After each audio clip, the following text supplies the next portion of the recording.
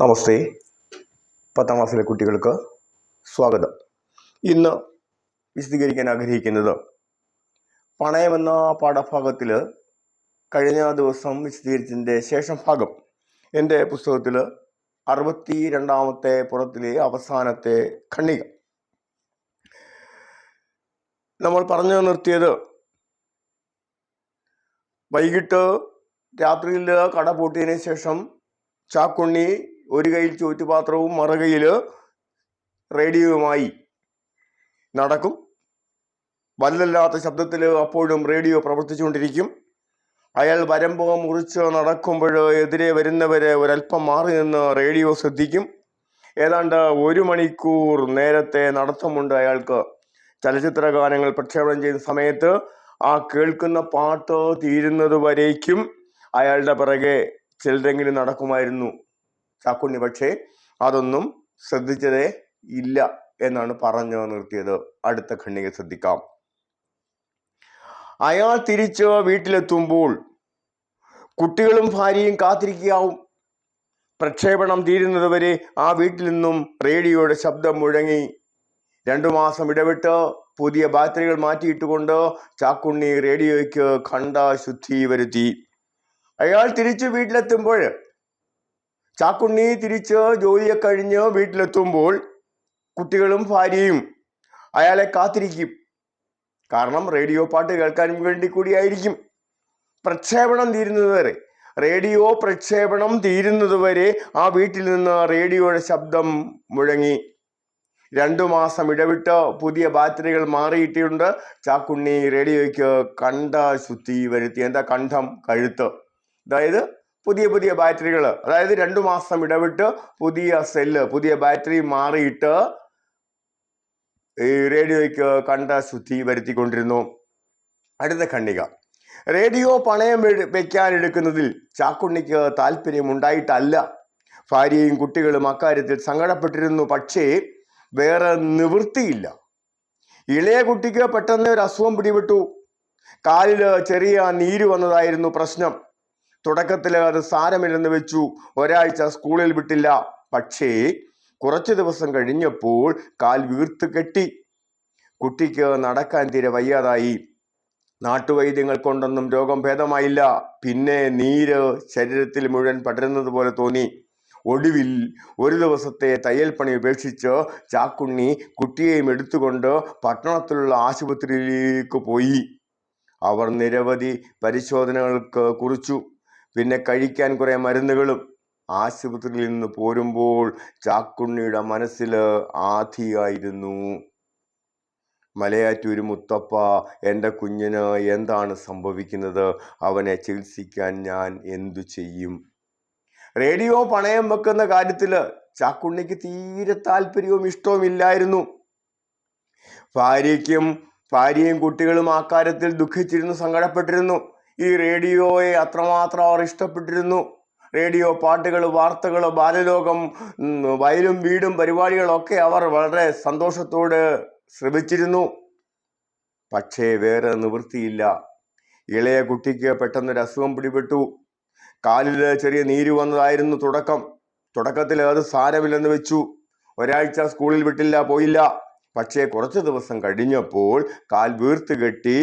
കുട്ടിക്ക് തീരെ നടക്കാൻ വയ്യാത്ത അവസ്ഥയായി. നാട്ടുവൈദ്യങ്ങൾ കൊണ്ടൊന്നും നാട്ടുപ്രയോഗങ്ങൾ കൊണ്ടൊന്നും രോഗം ഭേദമായില്ല. അതുകൊണ്ട് പിന്നെ നീര് ശരീരത്തിൽ മുഴുവൻ പടരുന്നത് പോലെ തോന്നി. ഒടുവിൽ ഒരു ദിവസത്തെ തയ്യൽ പണിയൊക്കെ ഉപേക്ഷിച്ച് ചാക്കുണ്ണി കുട്ടിയെയും എടുത്തുകൊണ്ട് ഗ്രാമത്തിൽ നിന്ന് പട്ടണത്തിലുള്ള ആശുപത്രിയിലേക്ക് പോയി. പട്ടണത്തിലുള്ള ആശുപത്രിക്കാര് നിരവധി പരിശോധനകളൊക്കെ കുറിച്ചു. പിന്നെ കഴിക്കാൻ കുറെ മരുന്നുകളും കൊടുത്തു. ആശുപത്രിയിൽ നിന്ന് പോരുമ്പോൾ ചാക്കുണ്ണിയുടെ മനസ്സിൽ ആധിയായിരുന്നു. വളരെ വേവലാതിയായിരുന്നു, ദുഃഖമായിരുന്നു, ഭയമായിരുന്നു.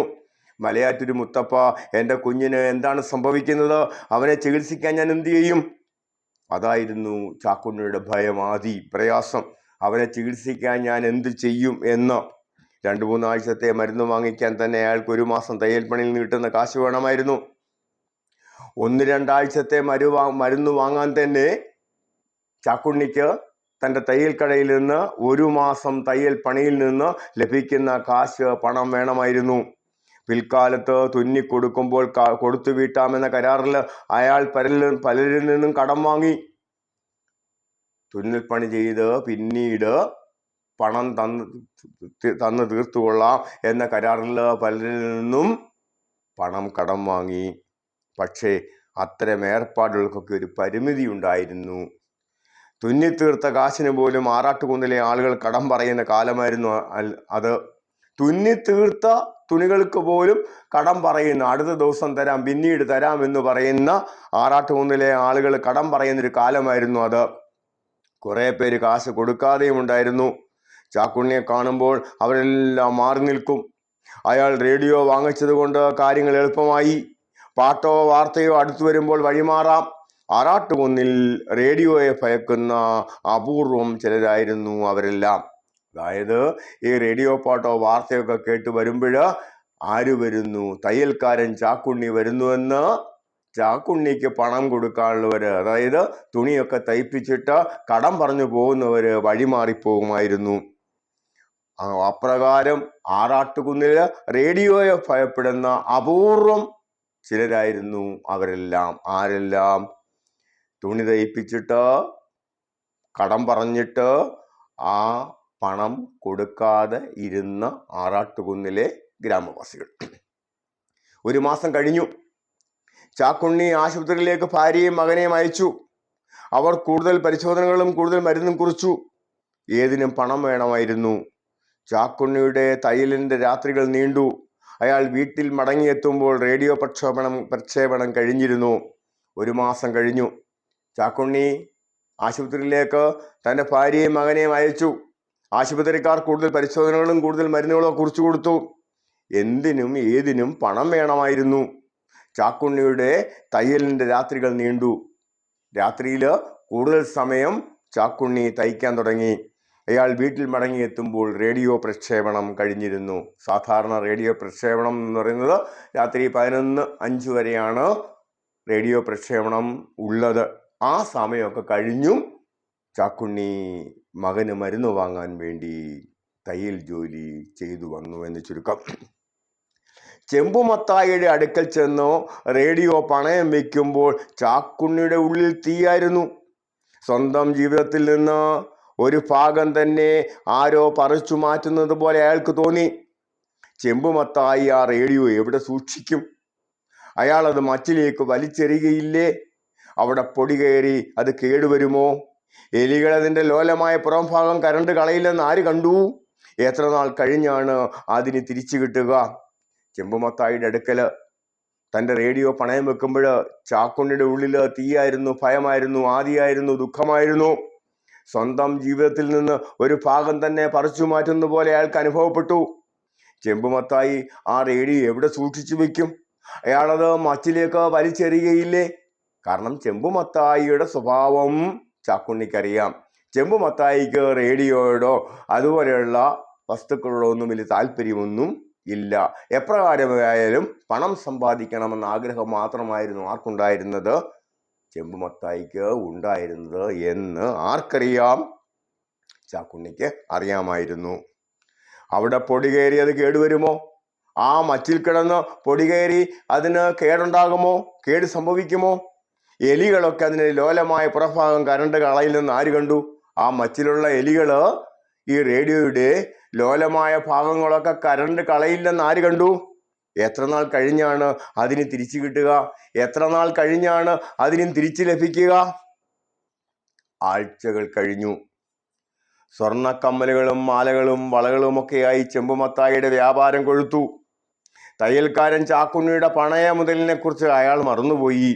ആഴ്ചകൾ കഴിഞ്ഞു. സ്വർണ്ണക്കമ്മലുകൾ, സ്വർണ്ണമാലകൾ, സ്വർണ്ണ വളകളൊക്കെ ആയിട്ട് ചെമ്പുമത്തായിയുടെ വ്യാപാരം കൊഴുത്തു വന്നു. ചെമ്പുമത്തായിയുടെ വ്യാപാരം, പണയ വ്യാപാരം വർദ്ധിച്ചു വന്നു. തയ്യൽക്കാരൻ ചാക്കുണ്ണിയുടെ പണയ മുതലിനെ കുറിച്ച്, തയ്യൽക്കാരൻ ചാക്കുണ്ണി പണയമായി വെച്ചിരിക്കുന്ന റേഡിയോയെക്കുറിച്ച് അയാൾ മറന്നുപോയി. ആര് മറന്നുപോയി? ചെമ്പുമത്തായി മറന്നുപോയി. ഒരു ഞായറാഴ്ച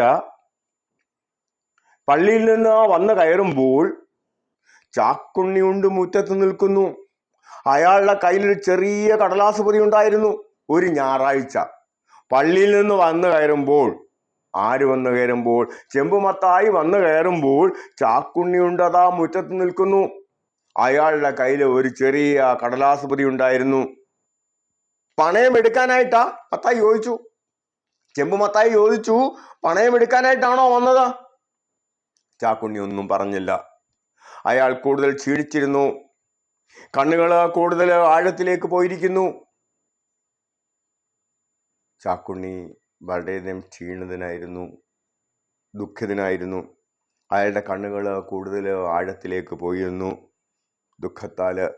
ഞായറാഴ്ച കച്ചവടമില്ല ചാക്കുണ്ണി, നീ നാളെ വാ. ഞായറാഴ്ച കച്ചവടമൊന്നുമില്ല, നീ നാളെ വാ. പണയം എടുക്കാനല്ല മത്തായി മൂപ്പരെ, പണയം എടുക്കാനല്ല. ചാക്കുണ്ണി സാവധാനം പറഞ്ഞു. എന്താ സാവധാനം? അവധാനം ശ്രദ്ധ, സാവധാനം ശ്രദ്ധയോടുകൂടി. പതുക്കെ നമ്മൾ അർത്ഥം ഉദ്ദേശിക്കും എങ്കിലും സാവധാനം എന്ന പദത്തിൻ്റെ അർത്ഥം അവധാനതയോടുകൂടി, ശ്രദ്ധയോടുകൂടി എന്നാണ്. ചെമ്പുമത്തായി പൂമുഖത്തേക്ക് കയറി. ചാക്കുണ്ണിയുടെ കൈകൾ കൊണ്ട് തയ്ച്ച വെളുത്ത മേൽക്കുപ്പായം മൂരി തിണ്ണയിൽ വെച്ച ശേഷം നീണ്ടു നിവർന്ന് ചാരുകസേരയിൽ കിടന്നു. പിന്നെ മേൽക്കുപ്പായം എടുത്ത് സ്വയം വീശാൻ തുടങ്ങി. ചെമ്പുമത്തായി പള്ളിയിൽ നിന്ന് വന്നിട്ട് വരാന്തയിലേക്ക് പൂമുഖത്തേക്ക് കയറി. ചാക്കുണ്ണിയുടെ കൈകൾ കൊണ്ട് തയ്ച്ച വെളുത്ത മേൽക്കുപ്പായം മൂരി തിണ്ണയിൽ വെച്ച ശേഷം നീണ്ടു നിവർന്ന് ആ ചാരുകസേരയിൽ ഒന്ന് കിടന്നു. അപ്പോൾ നമ്മുടെ തയ്യൽക്കാരൻ തയ്ച്ചു കൊടുത്ത, ചാക്കുണ്ണി തയ്ച്ചു കൊടുത്ത മേൽക്കുപ്പായമാണ് ആര് ധരിച്ചിരിക്കുന്നത്? ചെമ്പുമത്തായി. അത് ഊരി ആ തിണ്ണയിൽ വെച്ച ശേഷം ചാരുകസേരയിലേക്ക് ആര് നിവർന്നു കിടന്നു? ചെമ്പുമത്തായി. പിന്നെ മേൽക്കുപ്പായം എടുത്ത് സ്വയം വീശാൻ തുടങ്ങി. ഇതെന്താ പൊതിയില്? മത്തായി തിരക്കി. ഇതെന്താ പൊതിയില്? ഈ പൊതിയിൽ എന്താ ഉള്ളത്? ബാറ്ററി. ചാക്കുണ്ണി പറഞ്ഞു. റേഡിയോയിലേക്കുള്ളതാ. ഈ പൊതിയിൽ എന്താ ഉള്ളത് എന്ന് മത്തായി ചോദിച്ചപ്പോൾ ചാക്കുണ്ണി എന്ത് പറഞ്ഞു? ബാറ്ററി. റേഡിയോയിലേക്കുള്ളതാ. പണയം എടുക്കാനായിട്ട് ഇന്ന് പറ്റില്ല എന്ന് ഞാൻ പറഞ്ഞു. മത്തായി അലോസരത്തോടെ അയാളെ നോക്കി. പണയം എടുക്കാൻ ഇന്ന് സാധ്യമല്ല എന്ന് ഞാൻ പറഞ്ഞല്ലോ. പിന്നെന്താണ്? മത്തായി അലോസരത്തോടെ, ഇഷ്ടമല്ലാത്ത രീതിയിൽ പറഞ്ഞു. അയാളെ നോക്കി. വേണ്ട, എന്നാലും ഈ ബാറ്ററി ഇട്ടാൽ അത് പാടുമോന്ന് നോക്കുവാലോ. ഞാൻ പണയം എടുക്കാൻ വന്നതല്ല, ഇന്ന് പണയം എടുക്കുകയും വേണ്ട. എന്നാലും ഈ ബാറ്ററി ഇട്ടാൽ അത് പാടുമോ എന്ന്, പ്രവർത്തിക്കുമോ എന്ന് ഒന്ന് നോക്കുവാലോ. അതൊന്നും ഇന്ന് പറ്റില്ല. അങ്ങനെ പറയരുത്. കുറച്ചു നേരം അത് കേട്ടാൽ ഞാൻ പൊയ്ക്കോളാം. കുറച്ചു നേരം അത് കേട്ടിട്ട് ഞാൻ പൊയ്ക്കൊള്ളാം. മത്തായി അയാളെ സൂക്ഷിച്ച് നോക്കി. ഇതെന്തൊരു കോലമാണ്! ഇയാളുടെ തയ്യൽക്കാരൻ ചാക്കുണ്ണി സ്വയം തെറ്റി അളന്ന ഉടുപ്പുകൾ കയറിക്കൂടിയിരിക്കുന്നത് പോലെ അയാൾക്ക് തോന്നി. മത്തായി അയാളെ സൂക്ഷിച്ചു നോക്കി. ആരെ? തയ്യൽക്കാരൻ ചാക്കുണ്ണിയെ സൂക്ഷിച്ചു നോക്കി. ഇതെന്തൊരു കോലം അയാളുടെ, എന്തൊരു പരുവം അയാളുടെ, എന്തൊരു ശരീരപ്രകൃതിയാക്കി ആകെ വല്ലണ്ടായാലോ. തയ്യൽക്കാരൻ ചാക്കുണ്ണി സ്വയം തെറ്റി അളന്ന ഉടുപ്പുകൾ കയറിക്കൂടിയിരിക്കുന്ന പോലെ അയാൾക്ക് തോന്നി. അതായത് ചാക്കുണ്ണിക്ക് പാകമല്ലാത്ത ഒരു വലിയ ഉടുപ്പിനകത്ത് ചാക്കുണ്ണി കയറിയിരിക്കുന്നത് പോലെ ആർക്ക് തോന്നി? ചെമ്പുമത്തായിക്ക് തോന്നി. കാരണം എന്താണ്? അത്രമാത്രം നമ്മുടെ ചാക്കുണ്ണി ക്ഷീണിതൻ ആയിരുന്നു.